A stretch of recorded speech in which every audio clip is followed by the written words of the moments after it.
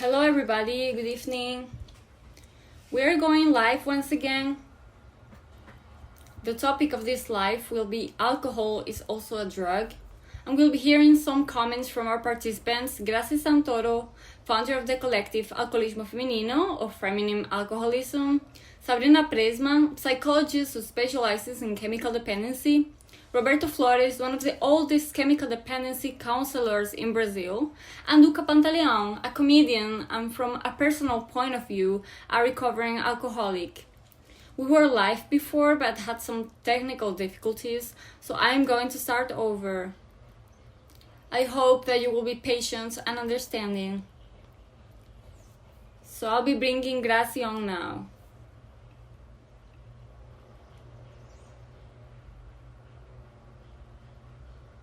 These things happen, right? When we are live, we control practically nothing. Hey Gracie, we're back. There was a little issue, but we're back. So you were talking about the problem of being in denial, right? Which is very important regarding alcoholism and chemical dependency as a whole. And you suffered quite a lot because of that in terms of alcoholism, because you were in denial, right? You have the floor now. Yes, well, since alcohol is a illicit drug and is so widely accepted, socially speaking, since I was a kid, I grew up surrounded by all types of beverages. My family always drank a lot. It was a family of Europeans who drank a lot. I even had a cousin who actually died drinking perfume, drinking isopropyl alcohol, which is the one we use now and is such a hot topic right now. So to me, alcohol is one of the worst, and maybe the worst drug, because it is the door that leads you to other drugs. But I didn't have that vision. To me, an alcoholic was a homeless person who did nothing but beg and drink around. So I didn't have that vision, especially being a woman. So for many years, every time I drank, even as a teenager, I think I've said this before, I could drink once a month, but I drank a lot. I always drank a lot, wasn't able to stop. And that progressed, right? Because alcoholism is a progressive disease. The syndrome or disorder is progressive. And when I separated from my husband, I was around 29, 30 years old. I began to drink a lot, more and more every day. I had two small daughters. One of them was 4 or 5 years old, and the other one was 2. And I really started worshipping alcohol. I began to drink Wednesday through Sunday, sometimes Wednesday through Saturday, and on Sunday I tried to restrain myself from doing it, but for me it was already very hard to stop. I started suffering amnesia and I interacted with other people who had the same issue, but in a more advanced stage. Because that way I could still deny I had a problem even more. I said to myself, I drink beer. He drinks whiskey and even mixes it with other drugs. So I don't have a problem, he has a problem, right? So I kept making excuses and interacting with those people in a more advanced stage. I experienced violence and abuse. I abandoned my little girls. I truly idolized alcohol and did everything it took to be able to drink. I even managed to move back to my mother's to leave my girls with her so I could go on drinking. And always making excuses, Oh, but I'm separated, I cannot take care of my kids on my own, being a divorced mom and all. My mom bought my story and I went out to drink while she took care of my daughters. You stop me when my time is up, okay? Because I talk a lot. No, it's okay. You still have a few minutes. Okay, so yeah. I had already been through a very difficult situation involving physical violence, in which my daughter saw me. I got home pretty bruised and completely drunk. And that same week, my mom came to me and said, look, you're going to look for help or else I will kick you out. And just to summarize, I went to an Alcoholics Anonymous meeting. And in there, I went through a spiritual awakening. I was lucky enough to meet 4 other women who really, really helped me. And that is something very rare. That is why we founded the collective, because one of the things, now getting into the story of the collective, one of the things that was hurting me during all those years of recovery, and I want to make it very clear, I am extremely grateful to Alcoholics Anonymous, and it is an organization that has saved my life and the life of so many. But it was hard for me to talk at the meetings regarding sexual issues or very intimate matters. And I saw that many women went there but didn't stay. In the meetings I went, 90% were men. And since the groups are independent, some of them even have what we could call group owners, and they do things the way they think best. And there is a lot of prejudice. We already live in a very sexist society, and we are born basically with a huge burden on our shoulders as women. Being an alcoholic is even worse because we are ashamed and suffer prejudice even from other women. So seeing all of that inside of me, I said to myself, this is not possible. Until one day I read an article which said that the percentage of alcoholic women had increased around 40% in the last 10 years, something like that. And that very few women ask for help. The percentage of women who ask for help is lower than that of men. So then I invited Claudia, who is my psychologist to this day, and my partner in the collective, and she is watching us right now, and also Dee, who has also been a recovering alcoholic for almost 12 years now. And we created the collective basically wanting to build a bridge to show our faces, as you very well do through your Instagram account, and to emerge from anonymity and send the message to say, look, we are recovering, we looked for help, life is possible without alcohol, right? I am a happy woman without alcohol. I do everything I want to do, everything.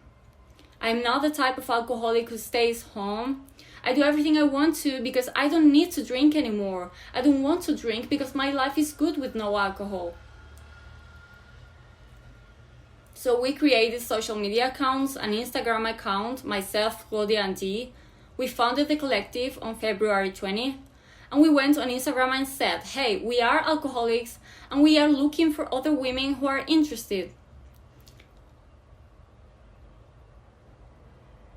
And that is how we found each other, right? It was through a recommendation by another woman. And I saw you guys and just thought, they are so like me. They showed their faces to actually help break the stigma, right? Exactly. And to talk about something that even turned to the name of our life, which is alcohol is a drug. Because people forget that alcohol is also a drug. It's just legal. Exactly. And to show how alcohol is a terrible drug. Well, I was watching the life of the guys from Bill and Bobby from the theater play, and this girl called me asking for help. She said, I would like to ask for help on behalf of my sister because she's drinking hand sanitizer and mixing it with meds. And I used to do that. I didn't drink hand sanitizer, but I drank a bottle of whiskey and combined it with antidepressants, tranquilizers, anti-allergic drugs, remedies for pain, muscle relaxants, everything. I made a cocktail. So that is very serious. I mean, people die. It's more than 3 million people who die of alcoholism worldwide. And we really need to talk about it. Our collective, which you are part of, and we love you. Thank you. Grazie. I love you too, and I'm very grateful, but I have to move on to the next guest. Can you forgive me? Of course. Say the name of the collective's Instagram account so people can check it out. It's at Alcoolismo _Feminino, and we're in this together. Bye bye. Sorry about the connection problem, okay? Don't worry about it. Goodbye. Now, I'm gonna give the floor to Duca. Grazi spoke about the matter of living a life, a happy life without alcohol. Now I'm gonna talk to Duca, who is a comedian, children's book author, and a recuperating alcoholic. And he has a great story, and is a very happy person, very interesting person. People think that comedians, they're smiling all the time, but he does go through his struggles, and he's been sober for many, many years. Right, Duca? Hey, thank you, Lu. Thank you very much. Yeah, I was listening to Graziella speak, and of course, we identify with a lot of things. And I've been clean for 16 years. It's going to be 17 years this year. I'm an alcoholic, drug addict, and thank God I'm clean now. And if I wasn't clean, I was not going to be here. And how do you see this people minimizing the effects of alcohol? Tell us a little bit where alcohol took you, because alcohol is also a drug, and which is also the subject of our life. Alcohol to me is not just a drug, it's the worst drug of all, because it's everywhere, and it's even in the church. You see the priests, they're drinking wine, and people don't understand. They don't know how many alcoholic priests there are out there in the world. It's a lot. And so alcohol took me to try to kill myself and lose my life and lose everything, materially speaking, spiritually speaking. And I was able to conquer things back little by little. And on December 6th of 2003, I tried to commit suicide by jumping off of a building. I started drinking at 10 o'clock in the morning, and I was using other drugs, and I was freaking out. And at 10 p.m., I tried to jump off of a building, but luckily somebody was able to restrain me, and I didn't jump. I didn't die. So the next day, I woke up. I was like, I'm going to seek help. And I wasn't living with my parents anymore. I was living with my grandma. And my parents went out looking for me at Jurujuba, which is a psychiatric hospital, because people told them that I had lost it.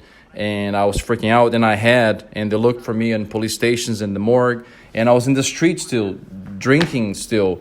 And all messed up. My face was all weird and messed up. And people ask me, what's going on with you? And I'll tell them, I'm just saying goodbye to this life, And I got home, and Mom hugged me, and I told him, hey, either you commit me or you're going to bury me.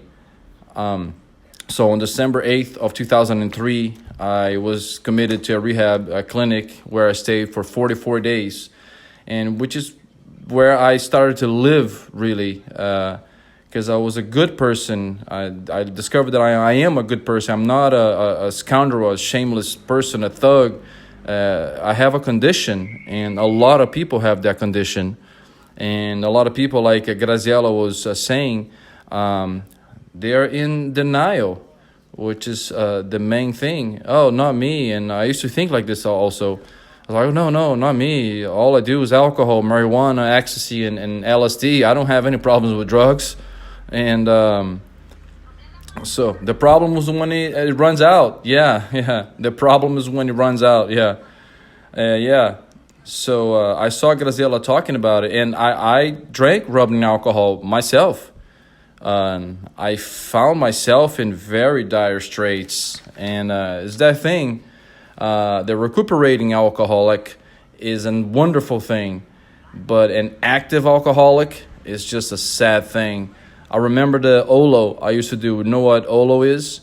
Is others leftovers.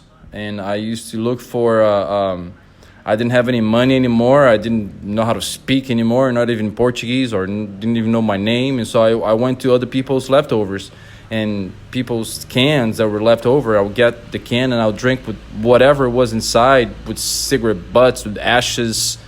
And there was also a famous saying among us drunks that drinking leftovers with cigarette ashes on it, it gives you a bigger high, and it's just sad. But luckily, there was still time left for me to be able to find life.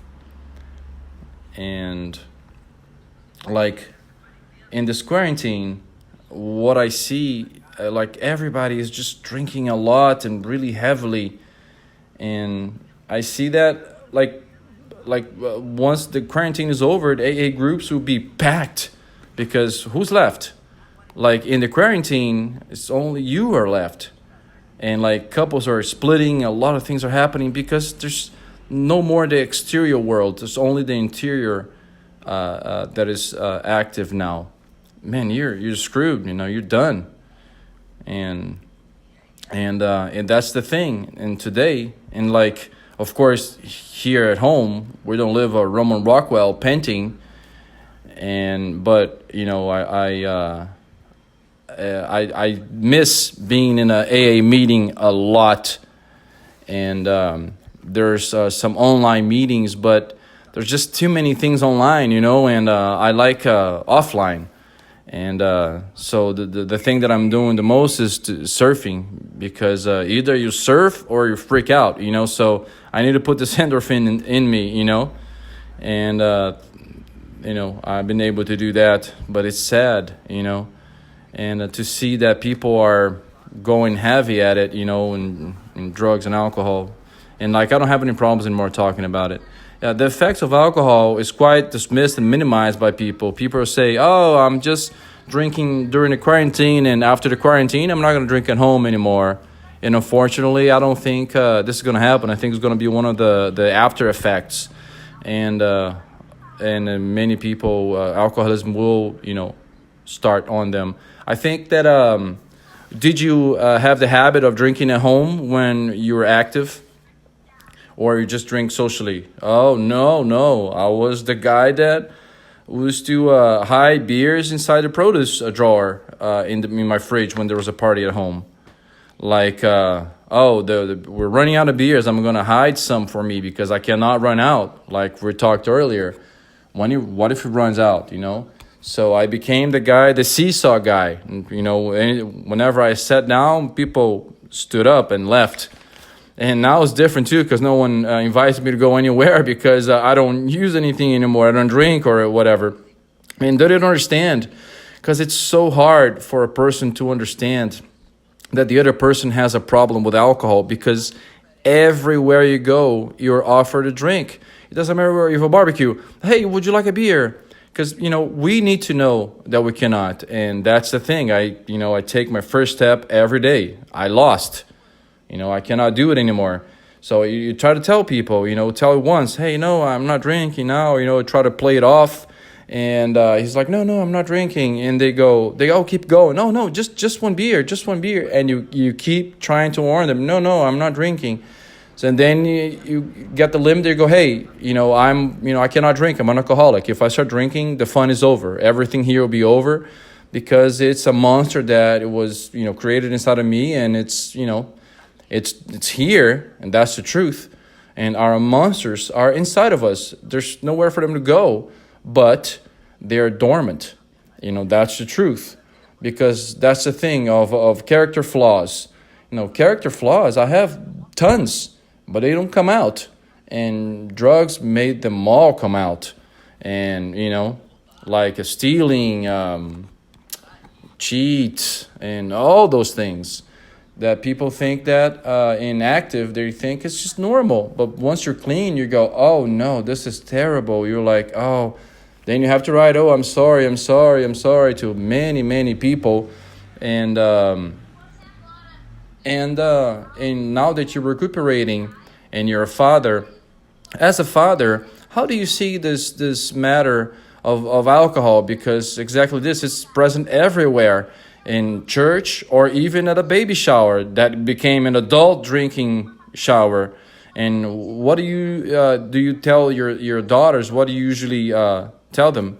I remember when I was beginning, I would go to the NA meetings and have some people there. They were starting to go through their phase with kids going in their teenage years and starting to use alcohol and so on and so forth. And I have two teenage daughters, but they're practically grown women already. And I try to warn them and show them on my example, and I warn them that there's no happy ending, and I cannot get into their life too much. And I try just try to warn, because I know where I went, and I tell them, and they know, and nothing is hidden from the girls. But what I tell them is just to be careful all the time, because I don't know if it's in the gene, in the blood, or anything like this. I've seen my eldest daughter.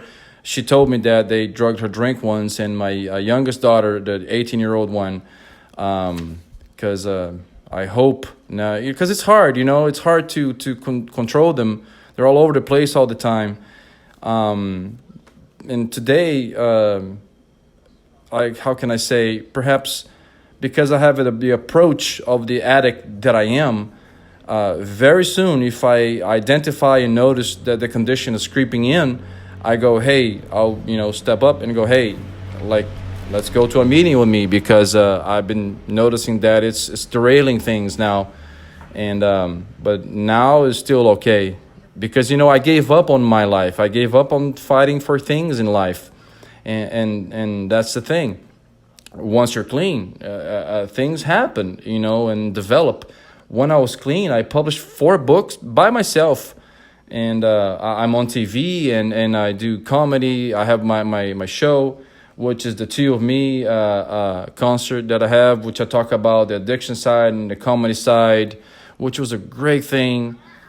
And I was in both sides. Yeah, art is it is a great vehicle of information, of prevention. Yeah, because people see me, because my character on TV is a dope head, and because people think my character is me, and the dope head was inside of me, and I have first-hand knowledge and experience on the subject. A lot of experience.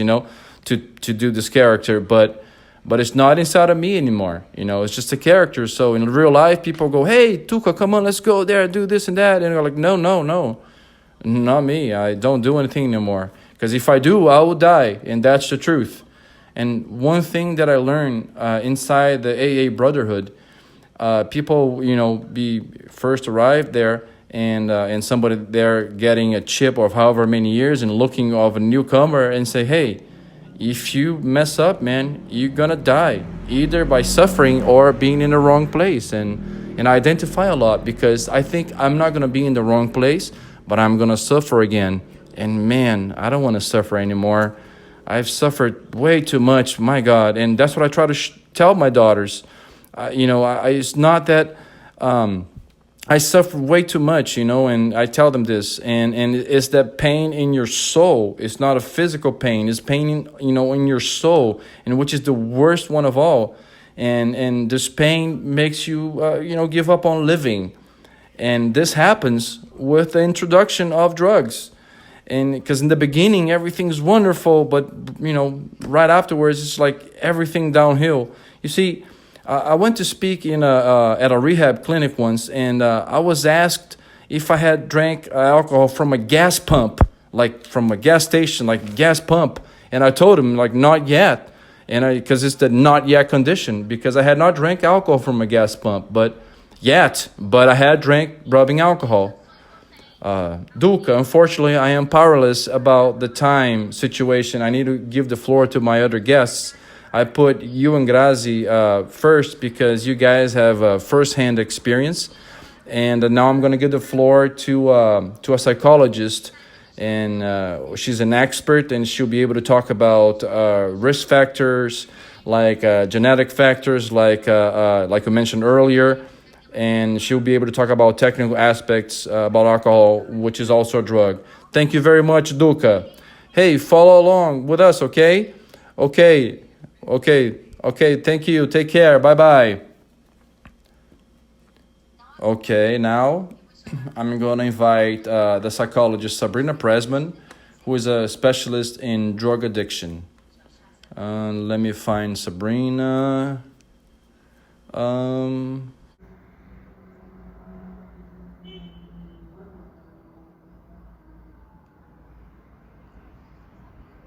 So I'm going to call Roberto. And once Sabrina is back, she'll conclude. So now I'm going to call Roberto Flores. Roberto Flores is one of the oldest counselors in chemical dependency in Brazil. Hello, Roberto Flores. How are you? Hi. How are you? Fine. It's a pleasure to speak with you. Thank you for accepting my invitation. We know each other only online. And so the floor is yours. Subject is alcohol is a drug. I think you have a lot to share with us. So, floor is yours. Thank you. So, all yours, and thank you very much for accepting the invitation. It's a pleasure being here. I'd like to say that I admire you virtually. I mean, I don't know you in person, but I follow you on the social networks, and I think you do a great work. So, tell us a little bit about your professional path, how you perceive alcohol. Yes, I will. I somewhat have a script along those lines here. Well, first I'd like to say that I'm a recovering addict and alcoholic. I've been sober 36 years, 2 months and counting. And 1 month and a half after that, I was invited to undergo a training program. And so I was invited by the owner of the clinic where I was last committed. And so he asked if I was interested in becoming a counselor. I accepted. And it was just very important. For 9 months, I think this was April 1st, 1986. That was when I first signed a contract as a counselor, and that's very same clinic that actually saved my life. And from there on, I started my professional path alongside my personal recovery, and this was everything to me. But when we talk about alcohol, it's also a drug. We need to understand that we live in a society that actually fosters a usage of alcoholic beverages in just about every sense. There's even an advertising law, and I think it's important to point this out here, which prohibits until a certain time of the day ads about distilled drinks. However, it doesn't include beer in that segment, as if beer wasn't also an alcoholic beverage. And something that startles me a lot, and I've witnessed this in last years, is just how much teenagers are drinking, and especially during Carnival. Here in Rio, I see entire groups of teenagers aged 12 to 16, sometimes 17, and getting very intoxicated, so drinking very heavily during this time of the year. And so this raises an issue. I mean, we live in a society that stimulates young people, and even ads are geared toward this age group, and I'm talking about alcoholic advertisers. And there is very little information that alcohol has in the organism. I've worked in nearly every rehab clinic in Rio de Janeiro. I have 36 years, actually 34 years of professional expertise as a counselor in addiction, as a coordinator of family programs in these rehab clinics where I worked. Currently, I am a partner at a clinic in Araras in the state of Rio, where we carry out work that is geared towards mental health, and more specifically to help addicts. So I have considerable experience in this field, and as well as people I've helped individually, in addition to what I perceive in these groups that I attend, and AA groups and self-help groups. And Grazi, in the beginning, she said that alcohol is a disease of denial. And so much more than alcoholism is maybe the disease that we most studied as a dependency. Chemical dependency is a denial disease, and alcohol is oftentimes used as an escape by people that hit rock bottom using drugs. However, using other types of drugs other than alcohol, but also a bit of alcohol. It's very common for addicts that use cocaine a lot, who want to stop using cocaine, and they think there's no problem in having a beer or smoking a joint once in a while. And we can say that this is part of this denial that we're talking about. It's one of these facets of denial.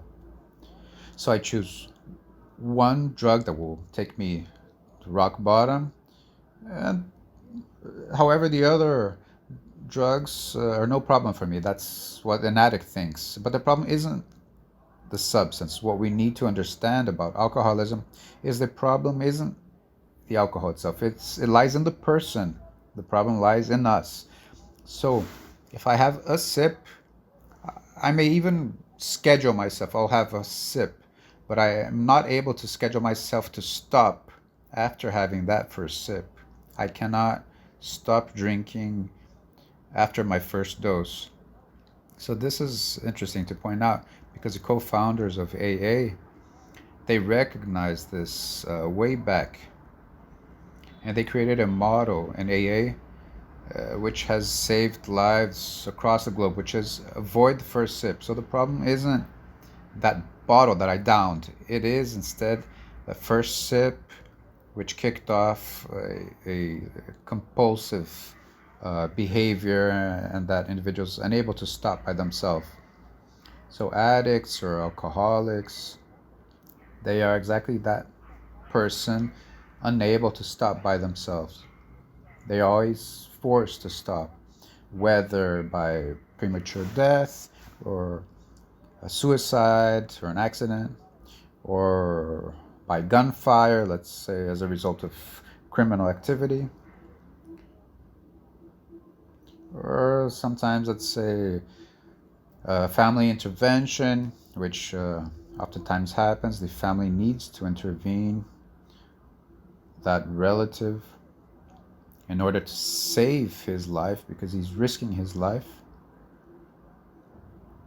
So we need to take this all into consideration. So in addition to living in a society that stimulates usage of alcoholic drinks, there's also a distorted view on drugs. I think it's interesting. There's a myth, I really do consider this a myth, that states that every dependent is intelligent, sensible, and whatnot. And I'd say yes, to a certain extent. Because in these groups that I attend, there's a saying that we have written in the blackboard over there, that alcohol is a drug. So I mean, we really do need to recall for ourselves that alcohol is in fact a drug.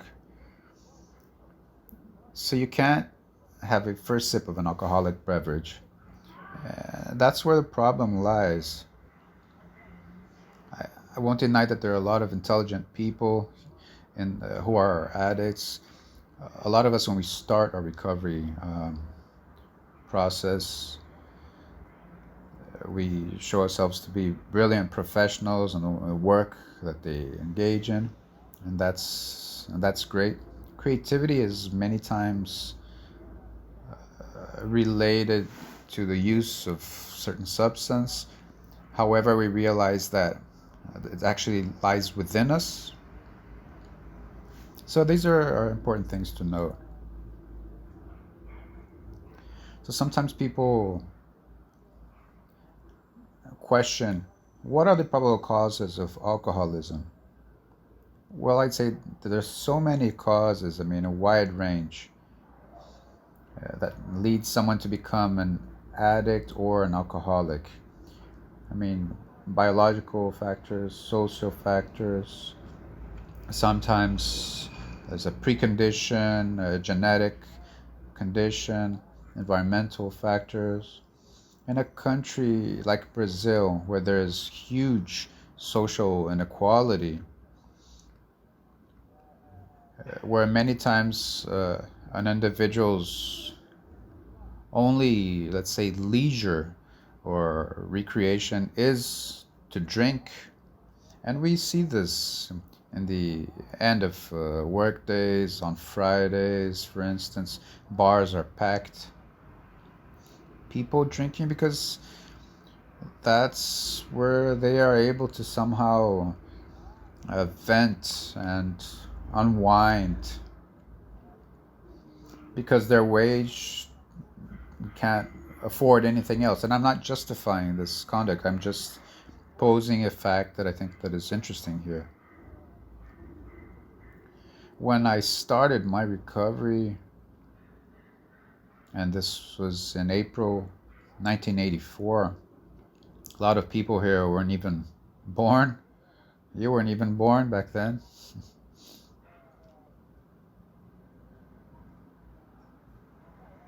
So this was already a reality back then. It was already something that we needed to consider. And I remember just how many times as a bachelor at 31, and I recall this vividly, I questioned myself, so how do I have relationships now without having a drug in the middle? And the drug that I was referring to was precisely alcohol. So will I set a date with a woman without inviting her to have a beer with me, for instance? What if she asks me, do you drink? You don't drink? How do I deal with that issue? So this is very important to me. And I remember that I had a number of experiences that were actually quite funny, while others weren't that funny. Sometimes it was a first date that would just stay at that because I felt a need to be just fully honest and open, and I tell my date about my background, my 17 years of addiction, of how I hit rock bottom, and so many of these dates would just run off terrified. So I said to myself, I need to adapt, until I stumbled upon AA literature, and they made some recommendations that I thought were useful. One of them worked really well for me in these first dates, was that I had an allergy to anything that was alcohol related. And that was quite interesting, because from there on I said, well, this is just like someone has an allergy to shrimp, for instance. They can't eat anything that has even traces of shrimp, or else they'll break into hives or have allergies, even their throat may close. So from there on, it became easier for me, for people also to accept me as they knew me more. I was able to open up a bit more. And let's say I was successful in these approaches as a bachelor. But I started working early on. What I mean is, I was just 2 years sober when I went for the first time. I started working as a counselor in a rehab center. And it was just frightening for me because just a while before, I was actually a patient. I was on the other side. And I don't know how it's for you, but for me, it was just terrifying. Because the first time I stumbled upon a group of patients in the rehab clinic, but I was actually the therapist. So it was just, everything was very strange, just a bizarre situation. Many times during a session, I just felt like running away. However, I was able to kind of fake it. I think I was able to not convey my facial expressions of fear and concern that I was feeling. I remember actually once where I was in the clinic where I started my recovery as well as my first experience as a professional. And the coordinator of that clinic wanted to watch a session. So she wanted to do a live supervision. And that was just flat out the worst workday of my entire life. That person evaluating me, I was just very tense and choked up. So that was just terrible. I remember I left at 8 p.m. From the clinic. My shifts used to be from 2 p.m. to 8 p.m. every day. And I would just run off to a AA session because I needed to somehow express what I had kept inside, express my feelings. And of course, always upholding the entire secrecy that this treatment requires. To earn someone's trust is difficult. It's a difficult thing to do. And I'm proud of that as a professional. I mean, I never mixed things, my roles as a therapist and as a recovering addict. And that's because I had also great teachers. One of the great teachers I had was John Burns of Vila Serena, president of Vila Serena. He's still a lecturer there. And he is a person I'm very grateful to. Ana Lúcia Fontoura was a coordinator, one of the first coordinators actually at Vila Serena, psychologist. She was my supervisor throughout my entire academic studies. Cid Merlino, psychiatrist, psychoanalyst, who was my boss at CREDEC, where I was honored to implement the entire coordination program, where I was also the first coordinator. This is at Campo Grande in Rio de Janeiro. So these are people that somehow guided me, pointed me to a direction. In spite of having different backgrounds, John, maybe I think I relate to him the most because he's also a recovering alcoholic, and I say this here because it's something that he publicly acknowledges. But both Ana Lúcia Fontoura as a psychologist and Cid Merlino as a psychiatrist and psychoanalyst, living with them daily, people in these fields of psychology, psychiatry, and nursing as well. Also worth recalling that back then, one of the leaders of Vila Serena was Roy Hudson Pena.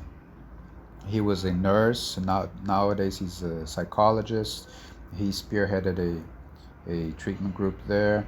So these people really pointed me to a direction, and I was able to be successful in my career. I know that my time is running out, so Yeah, that's what I was going to say. This has been great, but now I really have to call. I just wanted to thank you. Oh, thank you. You talked about people who taught you, who you're very grateful to. I want you to know that even though we don't know each other, I learn a lot through your posts. And thank you very much. As soon as this is over, let's arrange to finally meet in person, okay? Yes, yes, for sure. Let's have a coffee together. Okay. Let's do that. Okay, see you now. Take care. See you. Thank you. You're welcome. So now I'm going to give the floor to the psychologist Sabrina Prejman.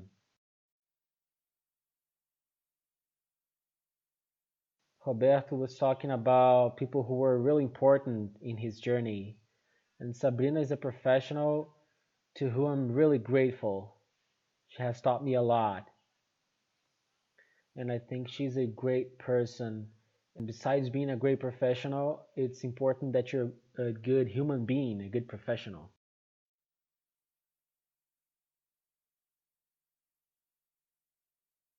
So I'm gonna give the floor to Sabrina. I apologize to you, but my phone is running out of battery. Hi, Sabrina. Good evening. Welcome. And we're going to move on talking until 8:15, all right? Because we're a little late. So, Sabrina, I'm going to give you the floor. I believe you have listened to the other guests because our topic today is alcohol is also a drug. And you, as a professional, I would like you to bring a more technical vision regarding the risk factors and protection factors and any other ideas that you find important. Look, I don't know if I'm gonna be so well disciplined like the others to speak by myself, so I'm gonna have you talk to me as well.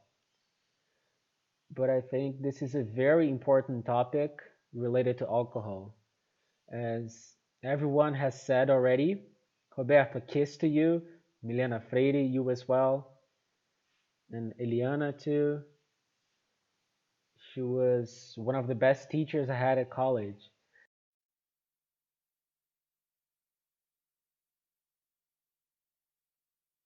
We may have an idea related to drugs, illegal drugs especially,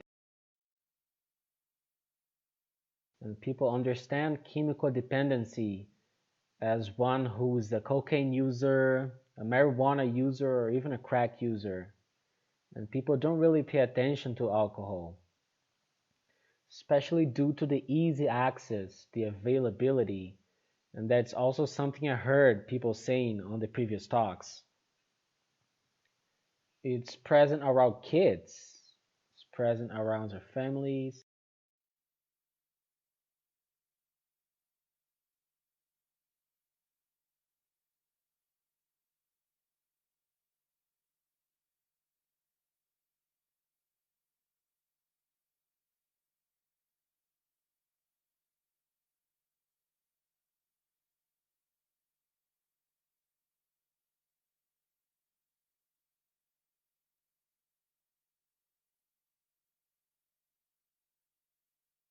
And we're back. I kept talking. You were frozen to me, but the comments were coming up. You couldn't hear me, could you? No, I couldn't.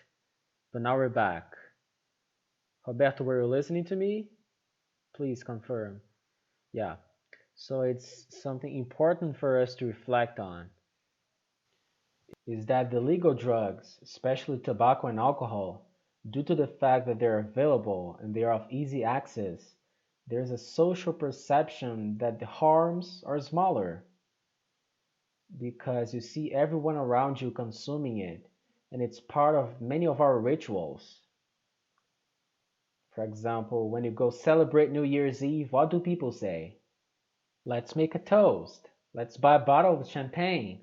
People don't even think about the place, they think about the champagne. Man, I don't believe you're not gonna drink anything.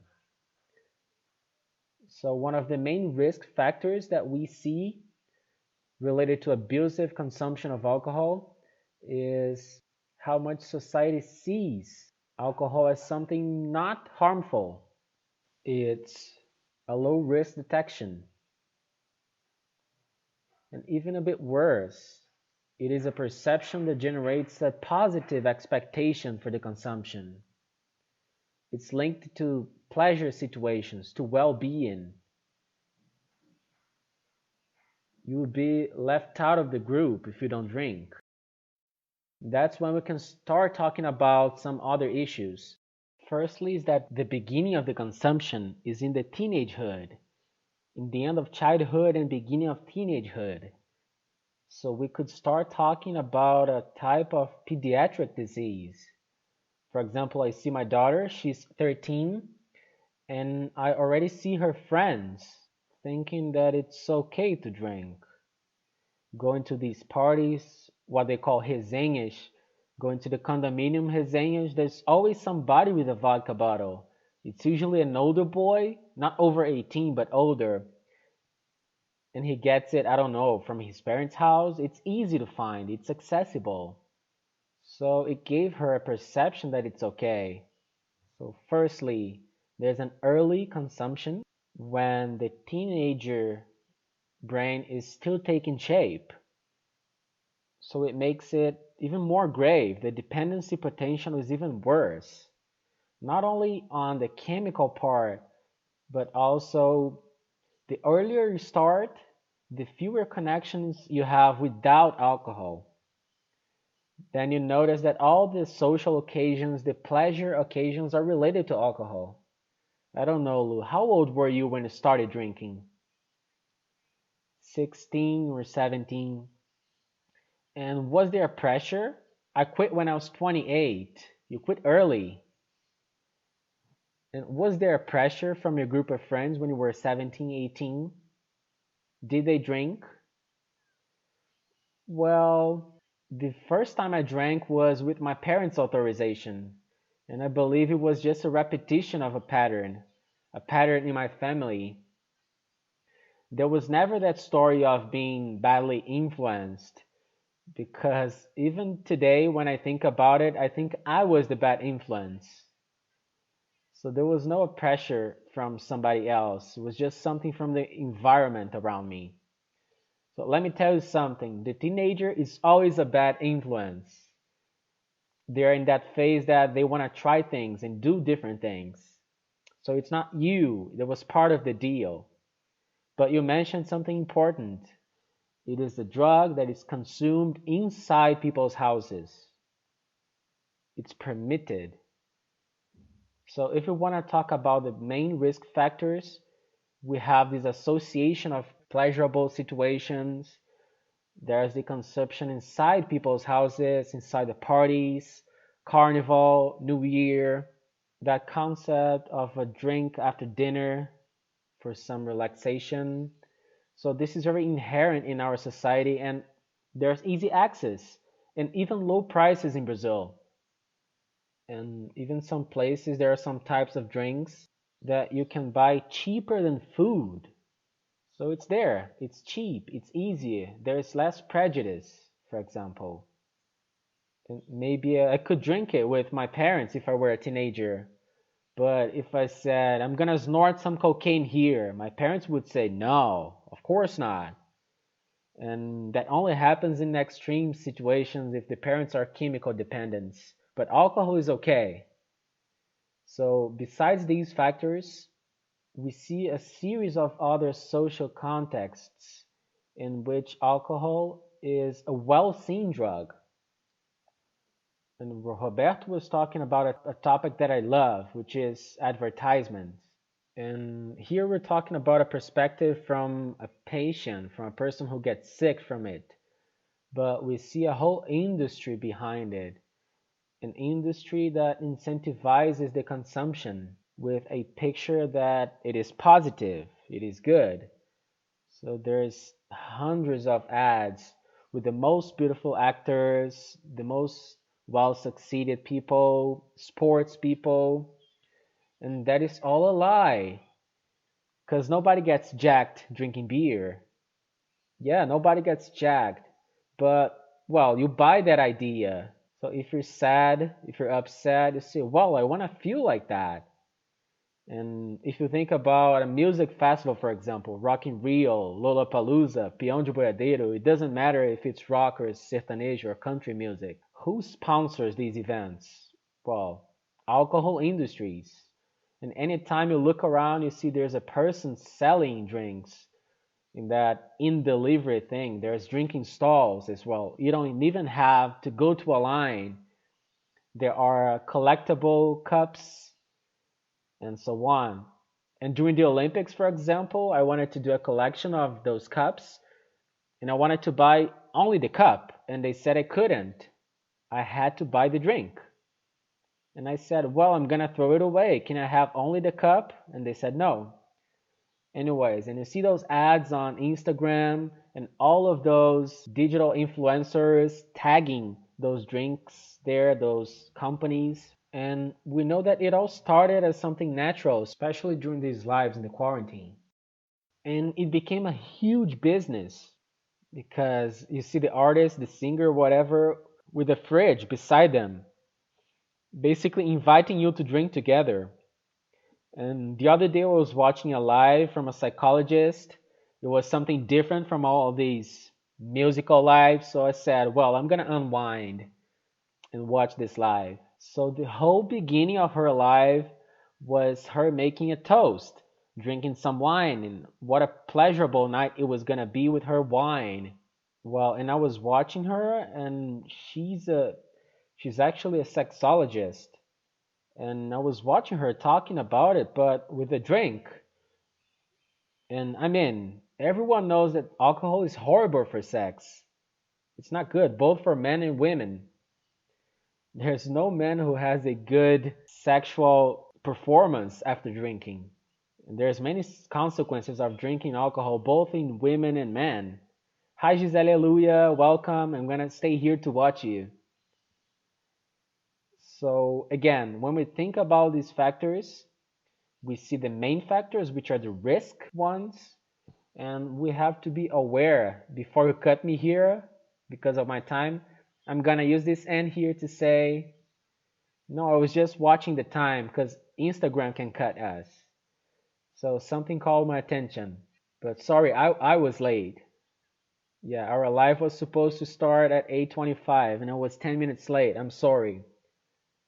So we were talking about the main risk factors, but we also have to think how we can build protection factors. Today, for example, what we're doing is a protection factor. So let's talk openly. Let's inform people. Let's inform society. Let's get what science says. Get the experience of people who have been through that. People from all ages. We've seen young people who quit drinking early. So we can build protection factors. And for this, we have to start working towards public policies, for example. And Roberto was talking about some policies. He was talking about the prohibition of advertisements with alcohol. And we see the example of beer, because beer is not even considered alcohol. Then we have to think about policies that protect our kids and teenagers and our population so that the society can change as a whole. Good evening. The live went down because we went overtime. But I'm gonna wait for our guest to come back so she can do her final considerations. And then we can move on to our next guest. All right? So let's wait. Let's wait for Sabrina Presman. She was doing her final considerations about the importance of public policies related to alcohol. Now she's back. She's going to do her final considerations. Then we can move on to the psychologist Gisele Aleluia. Sabrina, I'm going to call you here.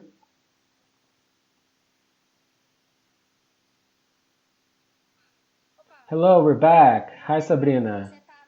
You were speaking about the importance of public policies for the construction of protection factors. For us to be able to create a society that understands the harms related to alcohol consumption.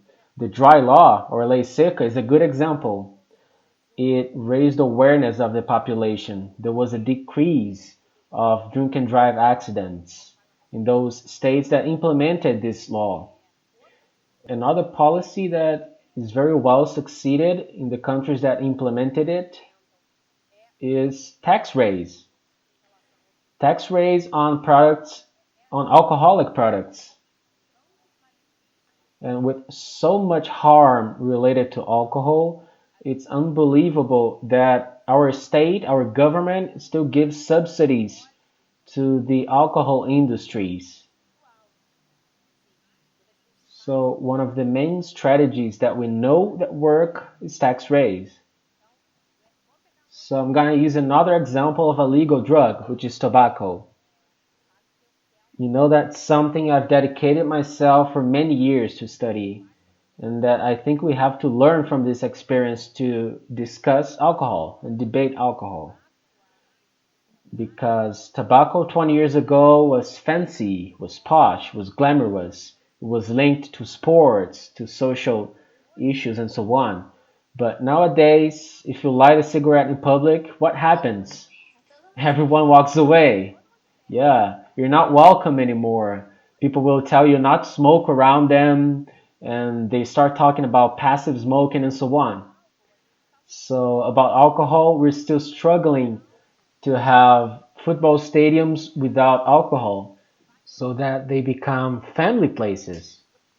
And another policy that we have to try and implement as soon as possible is the prohibition to double drinks. The happy hours that encourage people to drink a huge amount of alcohol in a short amount of time. And we know that most of the problems related to alcohol is linked to binge drinking, which is drinking a lot in a short amount of time.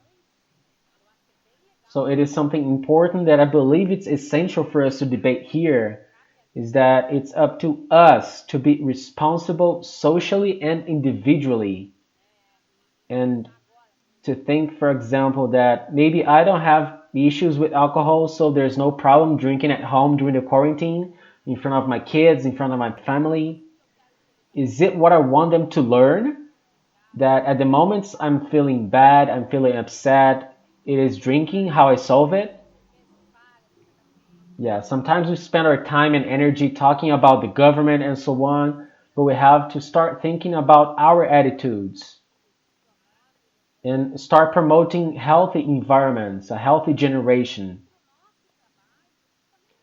And also, even in our workplace, the things we do, this is up to us to inform. For example, I seen you, Luciana. If you watch a report or any news that has some misinformed information, you go after it, you look for the sources and so on because you want to change it. So there is an important point of raising awareness of people because they could have a misconception of what alcoholism is. I had an example this week. I think the doctor is even watching us. I sent this patient to her, and this patient was talking to me. She said, well, I don't really know if my brother is an alcoholic because he doesn't drink every day. He even stops drinking for a few days, but then he goes back to drinking. And many times, this perception, beside this whole social context and external society and even internal society, the society at our homes, we tend to think that that is not alcoholism, that it has to be like waking up shaking, or even a person who drinks in public until they drop. So being able to inform, being able to clarify some points to the population and support some ideas and causes, being it with policies about informing populations of the harms of it, also debating the benefits that advertisement promises, being aware that the digital influencers are paid to do what they do. They are sponsored by these alcohol industries. So we have to do our part. So thank you very much for helping me with this. Don't worry, don't worry.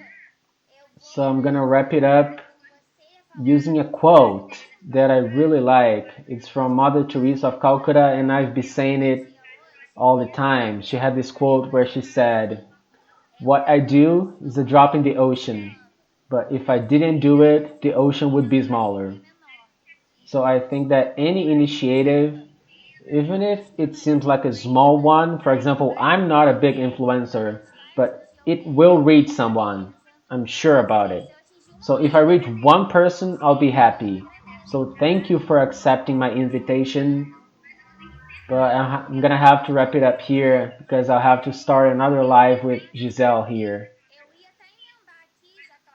I know she's watching us, but I'm not gonna have to end this one and start another one because we're doing separate lives and maybe people want to watch another one separately. So I'm gonna finish this one here. Thank you once again, and I invite you to watch our next live with Gisele. Yeah, I'll be back. Kisses, people. Kisses, Sabrina. Thank you very much. Bye bye.